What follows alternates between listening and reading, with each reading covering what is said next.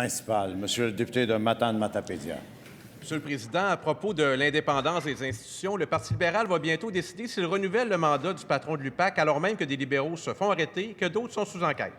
Ceci étant dit, le directeur général des élections, le protecteur du citoyen, le vérificateur général, le commissaire à l'éthique, le commissaire au lobbyisme, la Commission des droits de la personne, la Commission d'accès à l'information, tous nommés aux 2/3 des membres de l'Assemblée nationale. Mais le gouvernement libéral y fait une exception, la lutte à la corruption. Ça, il garde ça pour lui. Ma question, quel sera le critère final de sélection du Conseil des ministres? Est-ce que ça sera la candidature qui sera la moins dangereuse pour le Parti libéral du Québec?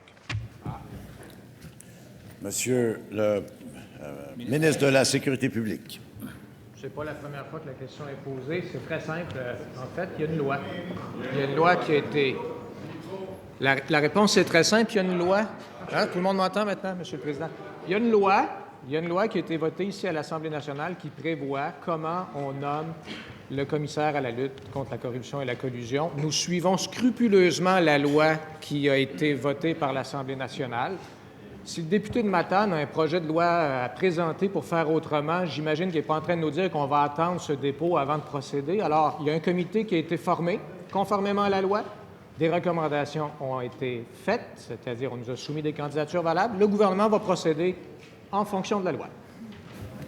Première complémentaire, Monsieur le député de Matane-Matapédia. Monsieur le Président, la situation n'est pas celle de 2011. Des membres influents du Parti libéral ont été arrêtés, d'autres sont sous enquête.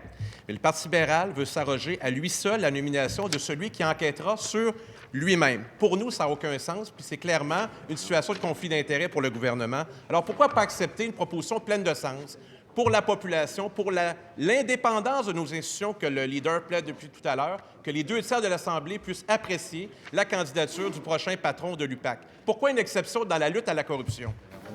Monsieur le ministre de la Sécurité publique. Bien, Monsieur le Président, il y a peut-être une réflexion à faire sur le processus de nomination, mais justement, ça fait partie des réflexions qu'on tient à l'heure actuelle sur les suites à donner aux recommandations de la Commission Charbonneau.